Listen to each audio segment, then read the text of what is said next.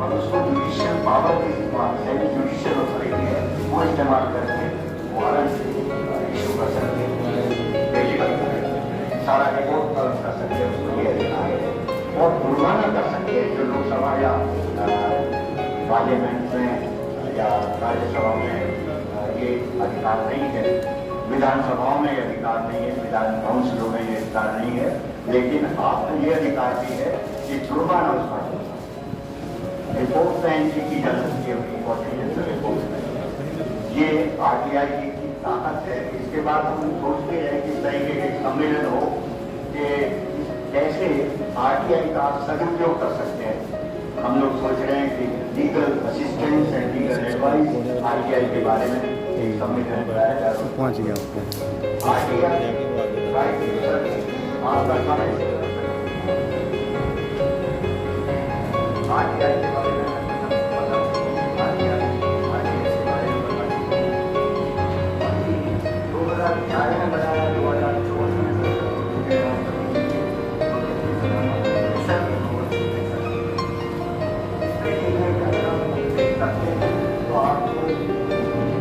आपको प्रोटेक्शन मिलेगी।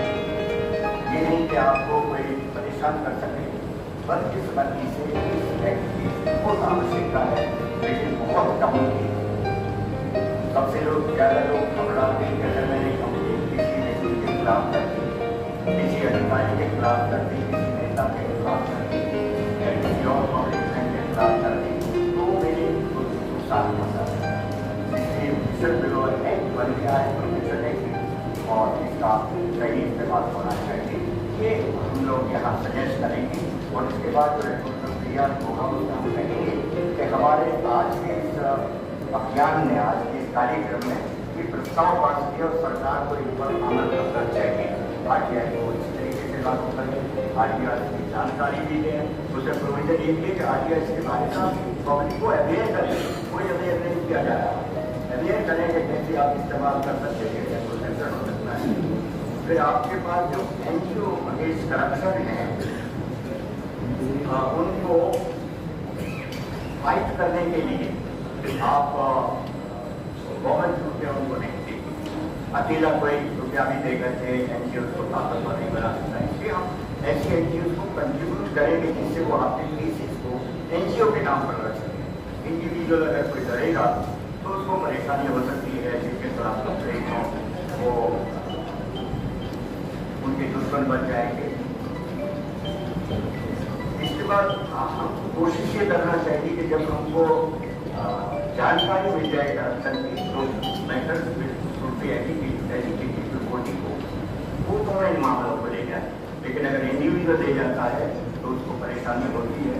इसलिए मैं कहा जैसे को हम ताकतवर बनाए। आप सत्याग्रह कर सकते हैं, बताओ। आपको पता है कि मैं प्रोग्राम कर रहा हूँ, बताओ। 55 दिन की सत्याग्रह, मुझे लगता है लोगों ने बताया कि शायद लॉन्गेस्ट सत्याग्रह थी। मई से लेकर के जुलाई लोकेशन सेंड कर दो सत्याग्रह। कितनी देर चलेगा सर?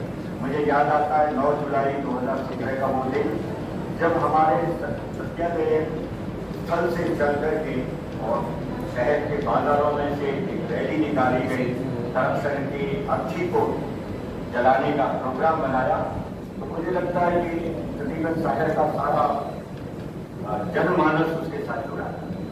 बाजारों में से भी जब हम नारे लगाते थे, निकलो बाहर मकानों से, निकलो बाहर दुकानों से, जंग लड़ो बेईमानों से, जब ये नारे लगाते थे तो लोगों में एक जोश था।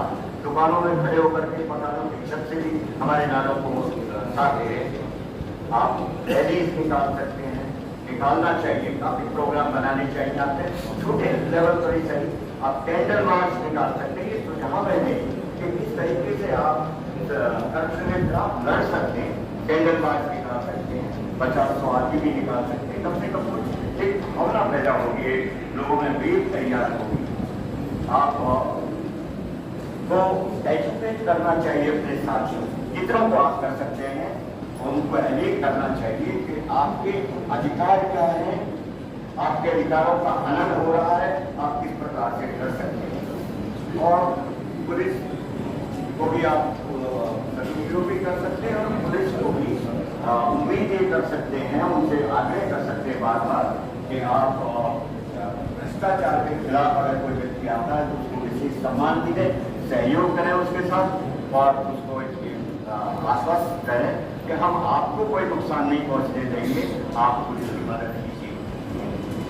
विशेष लोगों को आपको प्रॉपर रिस्पेक्ट देना चाहिए कि देखिए ये एक व्यक्ति है जो भ्रष्टाचार से मैं भी त्रस्त हूँ, लेकिन ये क्या व्हाट्सएप है, तरह तरह के मैसेज आते हैं, उसकी बजाय आप सोशल मीडिया का प्रयोग करें कि उसके लिए एक आदमी पकड़ा गया है, उसने रिश्वत लेते हुए पकड़ा गया, उसका वो शर्मिंदा होगा, समाज के मैसेज पहुंचेगा कि आपकी क्या बदनामी हो रही है, आपके खिलाफ FIR भी हो चुकी है, आप रिश्वत लेते हुए पकड़े गए हैं। आपको जो किस चीज के ड्रग्स ऑफिसर्स के हैं उसको ज्यादा से ज्यादा उजागर करें। खासतौर से दोबारा मैं कहता हूँ, अगर कोई नेता हमारे बीच में काम किए हुए कि जब इलेक्शन आता है वो सबसे कमजोर समय होता है पॉलिटिशियन के लिए, तो सबसे सियासी इस तरीके का एक बार किया है, अगर कोई कैंडिडेट इस तरीके से हैं जो भ्रष्टाचार है तो पब्लिक को अवेयर ने क्या किया था, यही मांगा था कि जो कैंडिडेट इलेक्शन। रही बात करप्शन की, जैसे साहब कहते हैं कि खत्म हो कैसे, कि पनिशमेंट कितनी है। अब मैं भी कभी खैर विजिलेंस में रहा नहीं, मैं पकड़ा गया। अभी सिंह साहब ने मेरे को बताया कि मैक्सिमम पनिशमेंट चाहे आपने 10 करोड़ की करप्शन कर ली, चाहे 100 करोड़ की कर ली, 3 साल है। तो ये है ना कि अभी जैसे एक सजेशन आया था कि सख्त कानून होना चाहिए, तो सबसे ज़्यादा सजा हिंदुस्तान में किसी चीज़ में है तो सबको पता ही है किस चीज़ में है, मर्डर में। कोई भी जैसे हम किसी को बुलाते हैं ना, तो जैसे फ़ोन कर दिया या किसी को बुला पकड़ के लिया है तो कहता है कि कोई मर्डर कर दिया कि मैंने, एक पहली चीज़ यही आती है ना दिमाग में। तो मर्डर में सबको पता है कि फांसी की सजा है या उम्र कैद है। और हिंदुस्तान की जेलों में कन्विक्ट्स जो हैं, मैं नेशनल ह्यूमन राइट्स कमीशन में डेपुटेशन से रहा था तो थोड़ा डेटा एनालिसिस वगैरह चलता रहता है वहाँ पे। तो हिंदुस्तान की जेलों में जो सजा याफ्ता 2 तरह के कन्विक्ट लोग होते हैं ना अंदर, या तो अंडर ट्रायल है जिनके केस अभी चल रहे हैं और वो सजा बरी कुछ हुआ नहीं है, जमानत नहीं हुई यानी कि, और दूसरे हैं जो सजा हो चुकी है। तो जो सजा के अगर गिने जाए ना तो मोर देन 51% यानी आधे से ज़्यादा लोग जो सजा याफ्ता हैं वो मर्डर के कन्विक्ट्स हैं। तो आप समझते हो जिसमें बहुत सारी सजा है, पता है कि उम्र कैद हो सकती है, फांसी भी, उसमें भी 50% से ज़्यादा लोग अंदर जेल में बंद हैं। जो सारे अगर 1000 कैदी हैं जो सजा याफ्ता है उसमें से 500 मर्डर वाले हैं औसतन। तो इसलिए बहुत ज़्यादा सजा से तो कुछ नहीं हो, फर्क हो रहा है, तो मर्डर कम नहीं हो रहे। अगर क्राइम का डाटा उठा के देखो 10 साल से पहले का रब का एक मैं छोटा सा उदाहरण बताऊँ। हरियाणा में स्नैचिंग जब होती थी, चेन स्नैचिंग या पर्स स्नैचिंग की कोई अलग से धारा नहीं थी, वो एक साथ में हम 356 379 में पर्चे दर्ज कर देते थे, वो अवेलेबल था, जाके बेल हो जाती थी। तो सरकार ने बहुत अच्छा इनिशिएटिव लिया, उसमें 379A और 379B शुरू की, जिसमें कम से कम 10 साल की सजा है और B में 14 साल की सजा, सेशन ट्रायल हो गया। तो हम भी बड़े खुश हुए थे उस टाइम कि अब स्नैचिंग से तो पीछा छूट जाएगा। परंतु आपको आश्चर्य होगा कि वो जब से वो एक्ट लागू हुआ है तब से अगर पर्चे देखा ना स्नैचिंग के, तो वो कई गुना ज़्यादा बढ़ गए। तो उसका भी कोई डर नहीं है कि अभी 14 साल की सजा होगी तो भी बढ़ रहे हैं, परंतु उसमें ना थोड़े से जिम्मेवार आप और हम भी हैं। अभी क्या हो गया, किसी ने किसी के थप्पड़ भी मार दिया ना तो साथ में लिखवा देना जी मेरे 500 रुपये भी छीन लेगा, तो 379 है भी जो भी लग रही है वो साथ में लगी, तो वो भी एक उसमें शामिल है। तो इसमें सिर्फ सरकारी अधिकारी या कोई भी नहीं है, हम सारे हमारे DNA में करप्शन आ गई। अब मैं तो खैर बुलाया था तो मैं भी आ गया और मैं भी सुन रहा हूँ और मैं भी बात कर रहा हूँ, परंतु इसका कोई इलाज नहीं है। आप संगठित होकर जिस तरह से शर्मा जी ने बताया वो बहुत अच्छा इनिशिएटिव है कि हो सकता है तो सुधार हो जाए। परंतु जो मेरे को जो मेरे एक्सपीरियंस से जो मेरे को जो महसूस हो रहा है कि जैसे कहते हैं ना करप्शन कहाँ से शुरू होता है, कि क्या कहेंगे ऊपर से शुरू होता है या नीचे से शुरू होता है? कहाँ से शुरू माना जाएगा जी? ऊपर से शुरू होता है। एक जो सब्जी वाला है ना, जो रेडी में सब्जी बेच रहा है, वो देख लो जैसे आपने निगाह इधर उधर करी वो कर देगा इलाज आपका। एक ऑटो वाला देख लो, अगर आप दूसरे शहर में चले गए, आपको रास्ता नहीं है, मीटर से ऑटो चल रहा है, वो आपको 15 मिनट का रास्ता 3 घंटे घुमा के पहुंचाएगा वहाँ पे। अब ये ऊपर से शुरू हो रही है नीचे से शुरू हो रही है, ये समझ से बाहर है बिल्कुल। तो बाकी इलाज सिर्फ कुछ नहीं, अगर देखो करप्शन क्या है, पैसे से जैसे बहन पूनम ने बताया कि पैसे की करप्शन नहीं है। मैं यूनाइटेड नेशन में 1 साल रहा, यूएन मिशन में चला गया, तो बाहर का मैंने देखा सिस्टम क्या है।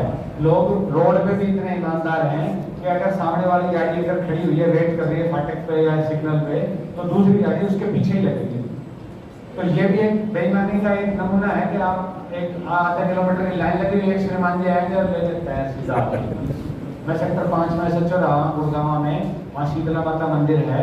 मेरे पास जब भी वो जो जात का जो समय होता है 1 महीने का, हर साल में 2 बार पूरा, मैं जब भी मेरे टाइम में एक बार वो 1 महीना आ गया था भाई दबे, मतलब मेरे पास 100 फोन रोज के आते थे कि जो लाइन तोड़ के दर्शन करवाने हैं बस, और कोई काम नहीं। हर तरह के लोग थे उसमें, ब्यूरोक्रेट्स भी थे, अफसर भी थे, मेरे रिश्तेदार भी, भाई लोग भी, सब थे। तो वो भी एक करप्शन है कि आपको दूसरे की समय का कदर नहीं, जो बेचारा 3 घंटे से लाइन में लगे, अब तुम VIP हो तो तुम छोड़ के सीधा सीधा आगे आ गए। तो वो अब क्या आ गया, क्योंकि हर जहाँ तक सोचोगे कि किस तरह कहाँ तक जा सकते हैं हम, उसकी कोई लिमिट नहीं है। पर मैं सिर्फ आपसे ये कहूँगा, आप में से पता नहीं है कौन सरकारी आदमी है कौन प्राइवेट है, कि हम ये सारी चीज़, पैसा देना, ये वो सब चीज़ जो इकट्ठी करते हैं ना, वो किस काम के लिए करते हैं? सुख सुविधाओं के लिए। और तो कुछ करेंगे ना, पैसे की माला पहन दिया तो घूमेंगे नहीं भाई। अभी मैं 100 गज का घर है तो मेरे को 1,000 गज की कोठी बनानी है। मेरे अगर स्कूटी है तो मेरे को कार लेनी है, छोटी कार है तो मेरे को बड़ी वाली कार लेनी है, मर्सिडीज और लग्जरी गाड़ी लेनी, बस यही है। और अगर आप नापो तो ये वो चीज़ें जो दिखती नहीं, जैसे सुख है उसको देख सकते हैं आप, नाप सकते हो उसको शरीर के अंदर। आपके शरीर में ब्लड और यूरिन और हड्डी, एक्सरे, अल्ट्रासाउंड सब होके कोई मशीन ऐसी है जो आपके अंदर कितनी खुशी है, कितना सुख है, नाप ले उसको, नहीं ना। ये वो चीज़ है जो नापी नहीं जा सकती। जो दिखने वाला संसार है ना, उससे ना दिखने वाला संसार बहुत ज़्यादा बड़ा है। जैसे सुख आपको दिखता नहीं है, दुख आपको दिखता नहीं है, खुशी आपको दिखती नहीं है, अंदर कितना अहंकार है कोई नाप सकता है? तो ब्लड टेस्ट लेके नाप ले कि कितनी करप्शन है इसके अंदर, कि कितना अहंकार है, कितनी गुस्सा है, नहीं नाप सकते।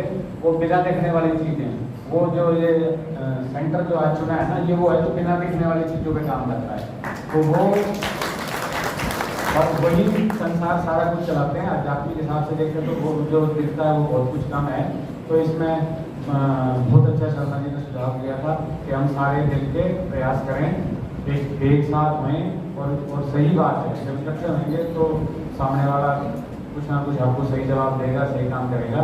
मैं ज़्यादा समय न लेके मैं बस सबसे रिक्वेस्ट करूँगा कि इसी एंगल पे आप काम करेंगे। बाकी अभी साहब अभी बोलेंगे तो कुछ ना कुछ अच्छी बातें मैं सुनने के लिए बैठा हूँ देर से।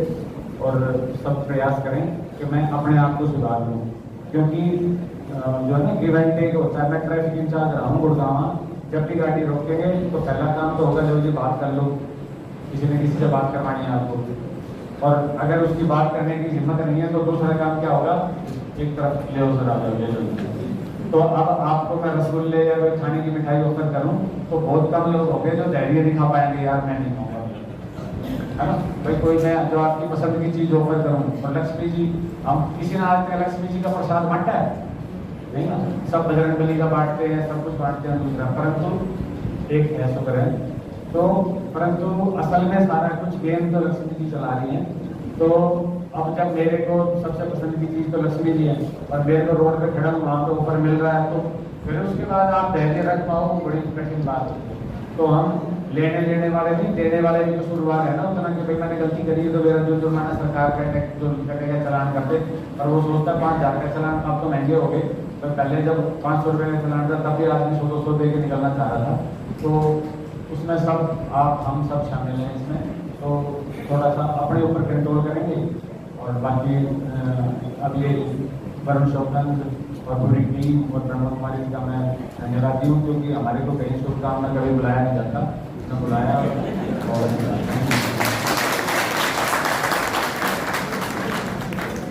बहुत धन्यवाद भाई साहब का। कहते हैं भ्रष्टाचार से सब बर्बाद है, क्या देश सच में आजाद है? हमारी नासमझी की जो अकड़ है, भ्रष्टाचार की वही जड़ है। साथियों, जय हिंद। सभी लोग हाथ उठा करके अपने देश के लिए हम लोग को बोले, हम लोग बोले सब लोग मिलके जय हिंद। आज यहाँ पर श्री वरुण शोभन ने और डॉक्टर ब्रह्म जी ने जो मुझे आमंत्रित किया उनका मैं धन्यवादी हूँ। और मंच पर जो आसीन है श्री अशोक त्रिपाठी जी, मैडम सविता जी और अशोक राजेश चेची जी। अशोक एम्परर था हमेशा उसका, आप क्यों देखते हो? तो मिस्टर एसपी सिंह जी जो जज हैं रह चुके हैं, बहुत अच्छा। बहन पूनम जी और डॉक्टर ब्रह्मदेव जी और श्री ओपी शर्मा जी जो मंचासीन हैं, बहुत ही लोगों ने अच्छी अच्छी बातें जो बताई हैं अनुभव से, हर तरीके का चीजें आपने देखा। बहुत से लोगों ने सीरियस वे में बताया, बहुत से लोगों ने हंसी मजाक के लहजे में भी बताया। तो कुल मिला जुला करके जिस प्रकार से आप सभी लोगों ने धैर्यपूर्वक सुना, यहाँ पर जो आज मैं एक आश्चर्य देख रहा हूँ कि फरीदाबाद की जनता ने, मुझको लगता है कि ये अब संघर्ष का बीड़ा उठाने का प्रण कर लिया है। जिस बड़ी तादाद में आप लोग यहाँ पर आए हुए हैं और बिल्कुल धैर्यवान होकर के सभी लोगों की जो सजेशन थे उनको आपने सुना है, तो इससे मुझे लगता है कि आशा बनी है कि लोगों में इस चीज को ठीक करने की जज्बा है, लोगों में फीलिंग है कि हमें इसको ठीक करना है। तो जज्बे से ही काम शुरू हो जाता है। सरदार भगत सिंह जी को देख लीजिए, चाहे नेताजी सुभाष चंद्र बोस जी को देख लीजिए, उनके पास, हम लोग तो बहुत ही कंफर्टेबल जोन में रह रहे हैं, उनके पास तो कुछ भी नहीं था ऐसा, और उन्होंने किस प्रकार से अपनी कुर्बानी देकर वो जज्बे का ही कमाल था। तो आज वो जज्बा जो है मुझे फरीदाबाद की यहाँ पे जो आमंत्रित जनता है और यहाँ पे जो लोगों ने आयोजन किया है उनके अंदर दिख रहा है। और मुझे उम्मीद बन रही है कि जिस चीज के लिए 2011-12 में बहुत बड़ा आंदोलन हुआ था दिल्ली में, और उससे कितना बदलाव आया लोगों में, सरकारें बदली, नए नए लोग आए, लोगों की उम्मीदें बनी, वो सब हुआ था। उसके बाद जैसे कि सुख शांति सी छा गई, ये सब कुछ ठीक हो चुका है। लेकिन ऐसा नहीं है। यहाँ पर जैसे अभी राजेश चेची जी ने बताया, अपना पर्सनल एक्सपीरियंस बताया, और लोगों ने भी, कि ऐसी बात नहीं है। करप्शन जो है उसकी जड़ें और मजबूत होती जा रही है, ग्रास रूट लेवल तक चला जा रहा है। अभी यहाँ पर कोई गांव से भी लोग आए हुए होंगे, अगर आए हो तो उनको मालूम होगा कि जो पंचायतें जो हम लोगों की इतनी ईमानदार और उनका पंच का नाम होता था, वहां तक के लेवल पे भी करप्शन पहुंच गया है, बहुत ज्यादा हो गया है। अब हर ऐसी व्यवस्था में अब करप्शन दूर करते करते करते तो बढ़ता ही जा रहा है। तो इसलिए जो उन्होंने सिस्टम इम्प्रूवमेंट, जो मैं समझता हूँ, मैं भी सेंट्रल विजिलेंस ऑफिस में अपना गवर्नमेंट ऑफ इंडिया में मैंने वहां भी काम किया, तो वहां भी उस समय भी मैंने ये अनुभव किया, और अपने हरियाणा में भी जो विजिलेंस में काम किया, जो मैं एक सुझाव दे सकता हूँ वो यही है कि सिस्टम इम्प्रूवमेंट। जैसे अभी सरदा जी ने बताया कि उन्होंने 112 नंबर है उसमें सीनियर सिटीजन के लिए, तो ये सब सिस्टम इम्प्रूवमेंट हो रहा है। तो इसी प्रकार से हर एक कार्य को करने के लिए जितना कम से कम मानव उसमें इंटरफेरेंस होगा, ह्यूमन इंटरफेस जितना कम होगा, और जितना वो कंप्यूटर और ऑनलाइन और सिस्टम के जरिए होगा, टाइम बाउंड होगा, उतनी जल्दी लोगों को, और ऐसा मैं महसूस कर भी रहा हूँ कि जिन जिन चीजों में सिस्टम का इम्प्रूवमेंट हुआ है उस चीजों में करप्शन जो है काफी कम हुआ है। जैसे लाइसेंस है, बहुत सी चीजें हैं, तो धीरे धीरे हो रहा है। लेकिन जिस लेवल से ये होना चाहिए वो नहीं हो रहा है। तो इस मैं समझता हूँ कि हर क्षेत्र में जहां जहां भी आप लोग भी सुझाव दीजिए, कि जैसे आप किसी ऑफिस में जाते हैं, चाहे प्राइवेट हो चाहे सरकारी हो, तो आप वहां पे जो अनुभव करते हैं उसमें खुद थोड़ा सा सोच के बताएं।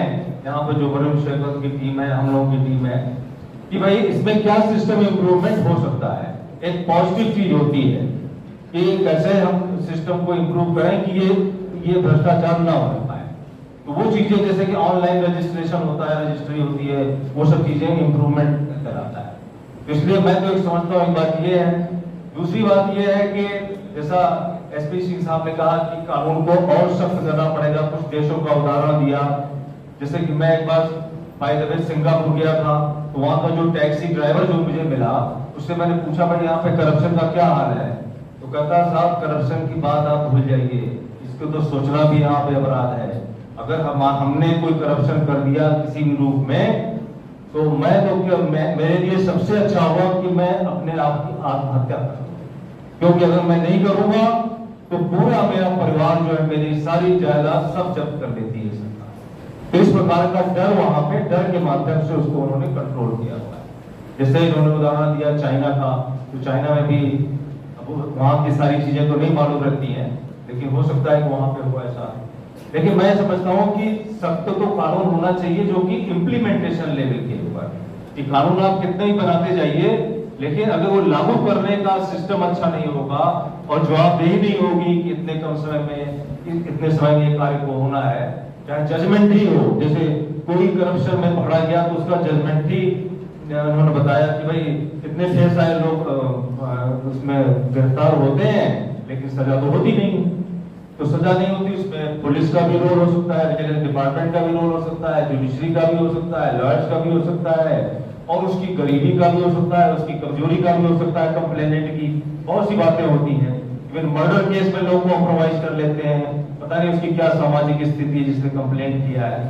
तो जब तक सरकार की तरफ से सख्ती और इसमें होनी चाहिए कि इसका तुरंत ट्रायल हो, 1 महीना 2 महीना 3 महीना, इससे ज्यादा आपका ट्रायल नहीं होना चाहिए किसी भी चीज में जो जघन्य अपराध है। उन लोगों को 3 महीने के अंदर ऐसी व्यवस्था, अगर हमारे पास जजेस कम है तो जजेस ज्यादा लगने चाहिए, अगर हमारे पास संसाधन कम है तो संसाधन ज्यादा लगाए, लेकिन एक एग्जाम्पल सेट करना चाहिए ऐसी चीजों में कि जहां पर भी कोई जघन्य अपराध न करे। जो महिलाओं के खिलाफ जो जघन्य अपराध होते हैं, और अगर चलते रहे तो उसमें वो महिला भी टूट जाती है, बाद में लोग उसको करते रहिए तो क्या नाम है, वो हो गई, विन ओवर हो गई। तो इसलिए मैं समझता हूँ कि जो सिस्टम इम्प्रूवमेंट और जो अपना लेजिस्लेशन है उसमें थोड़ी सी सख्ती और पनिशमेंट का टाइम बढ़ाया जा सकता है। उससे 100% कुछ नहीं होगा, लेकिन उससे कुछ फायदा होगा। इसी प्रकार से ट्रायल जो है उसका टाइम लिमिट हो, इतने समय में ही ट्रायल हो जाना चाहिए। और तीसरी बात जो है ये है कि जो एक बताया आपने कि सब लोग संगठित हों, तो वास्तव में संगठन में एक शक्ति होती है। अगर सब लोग एक जो ये फ्रंट बनाया हुआ है, आज यहाँ पे अच्छी शुरुआत हुई है, तो मैं समझता हूँ कि आज का समय व्यर्थ नहीं जाना चाहिए, और हम लोगों को आने वाले समय में इसको एक संगठन के रूप में भी जो लोग यहाँ पे जुड़े हुए हैं वो उसमें अपना सहयोग दें, और कभी जरूरत हो वो लोग वहां पर अपना आ सकते हैं, कुछ उसमें अपना कॉन्ट्रीब्यूशन दे सकते हैं। तो इस प्रकार से मैं समझता हूँ कि अगर हम ये कोशिश करेंगे तो हम जरूर इसमें सफल होंगे।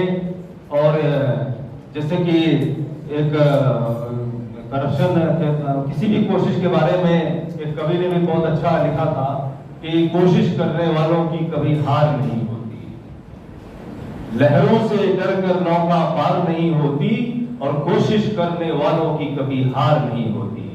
उसने एग्जाम्पल दिया है कि नन्ही चींटी जब दाना लेकर चलती है, चढ़ती दीवारों पर 100 बार फिसलती है, और चढ़कर गिरना गिरकर चढ़ना ना करता है, आखिर उसकी मेहनत बेकार नहीं होती, और कोशिश करने वालों की कभी हार नहीं होती।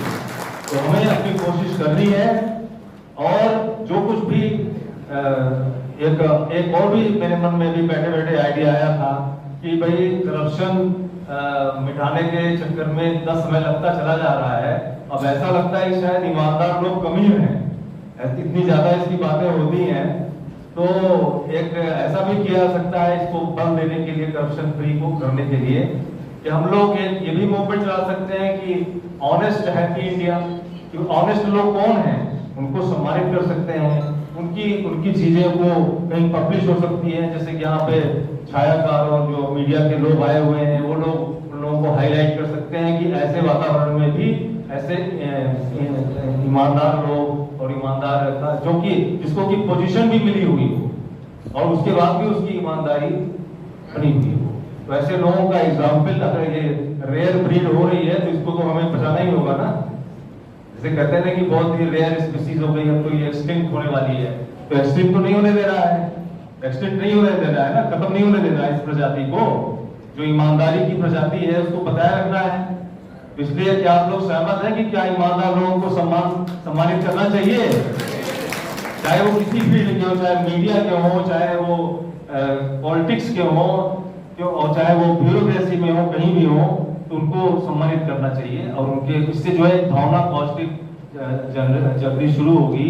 अभी तो हम लोग थोड़ा सा नेगेटिव बातें होती है, करप्शन फ्री सोसाइटी, तो हम लोग एक ऑनेस्ट सोसाइटी के बारे में बात करें तो वो भी एक तरीका हो सकता है। बाकी मैं हमने भी जो है, जैसा कि राजेश शेषी जी ने बताया कि भाई रिटायरमेंट लेने के बाद भी मैं कुछ करता रहता हूँ, तो मैंने भी एक इसी सब चीज़ों को सोच के एक मिशन चलाया है, तिरंगा मेरी शान। अब आप सोचेंगे तिरंगा मेरी शान क्या है? तिरंगा मेरी शान का मतलब ये है कि तिरंगा रिप्रेजेंट करता है इंडिया, पूरी इंडिया का एक रिप्रेजेंटेटिव जो कि दिखता है चारों तरफ, वो है तिरंगा। जब हमारे अभी एक चोपड़ा साहब जो उन्होंने वहाँ पे ओलंपिक में मेडल जीता था, तो उन्होंने तिरंगा लहराया था। ऐसे ही हमारी जो भी टीम जाती है वर्ल्ड में तिरंगा लहराता है तो कितना अच्छा लगता है। तो उस तिरंगे की शान को, यानी कि अपने इंडिया की शान को आगे बढ़ाने के लिए हमें रोज कुछ न कुछ कंट्रीब्यूट करना चाहिए।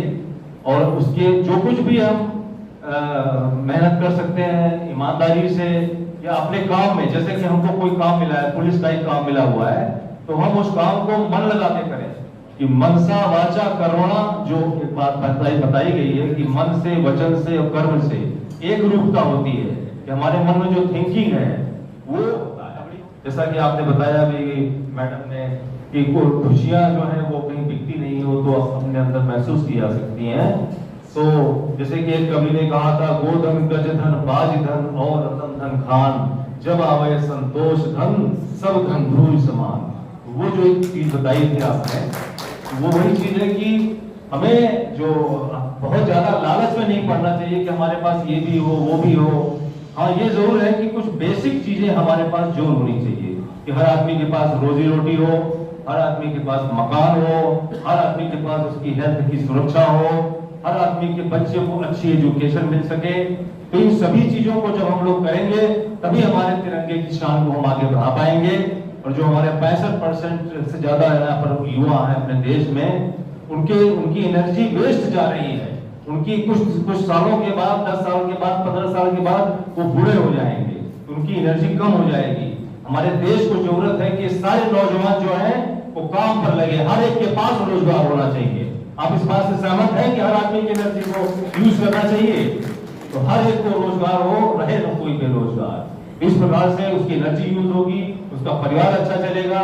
ये भी हमारे एक मुहिम का एक पार्ट है कि हम लोग हर एक को रोजगार देने के लिए पोर्टल भी चलाते हैं और लोगों को वैसे भी हेल्प करते हैं, और इसका एक कानूनी अधिकार बनाने के लिए भी हम लोग संघर्षरत हैं। और जैसा आपने बताया कि ये बहुत आसान नहीं है, चीजों को कोई भी चीज अच्छी प्राप्त करने के लिए बहुत मेहनत करनी पड़ती है। जैसे मैं जब IPS में आया तो ऐसा नहीं था कि बहुत तुरंत पढ़ाई किया और तुरंत आ गया। कई साल मेहनत करना पड़ा, पढ़ाई लिखाई मेहनत काफी करनी पड़ी, और ईश्वर की कृपा से तब जाकर के उसमें चीजें होती हैं। इसलिए ये भी एक फील्ड है, इसमें संघर्ष करना पड़ेगा, लेकिन संघर्ष से हमें डरना नहीं है, संघर्ष से हमें घबराना नहीं है। वो एक अच्छा रास्ता हमने अपने जीवन में चुन लिया है, अच्छा रास्ता एक जीवन में चुन लिया है, उस रास्ते पे चलने का सुख हमको प्राप्त हो रहा है। इसी के लिए हम ऊपर वाले की बहुत ही शुक्रगुजार अपने को महसूस करना चाहिए। और बाकी जितना अपने जीवन में, जो भी मेरा जीवन काल है, मैंने ये संकल्प लिया हुआ है कि जो भी जीवन काल है उसमें मुझे अपने बारे में नहीं सोचना है, मुझे और लोगों के लिए मैं कितना अच्छा कर सकूं उसके बारे में ही मैं प्रतिदिन सोचता हूँ, वही करता हूँ, और उसी हिसाब से। और मेरा इनको पूरा सहयोग रहेगा, वरुण शेवकन को, डॉक्टर ब्रह्मदत्त को, श्री OP शर्मा जी को, जो सब लोग यहाँ पे आए हैं, और आप सभी लोग, जो लोग भी कभी भी किसी प्रकार से किसी प्रकार की हेल्प चाहिए, कुछ चाहिए, गाइडेंस चाहिए, कंसल्टेशन चाहिए, तो आप लोग हमारे पास हमेशा आने के लिए फ्री, कोई भी बात, कोई दिक्कत नहीं है। मुझे बहुत खुशी होगी इन बातों के साथ। आप सभी का बहुत बहुत धन्यवाद। भारत माता की जय, भारत माता की जय। बहुत बहुत धन्यवाद भाई साहब का। और अभी हम सबके बीच में हमारे आदरणीय अनशनकारी बाबा राम केवल जी का मैं अभिनंदन करती हूँ, स्वागत करती हूँ आज के मंच।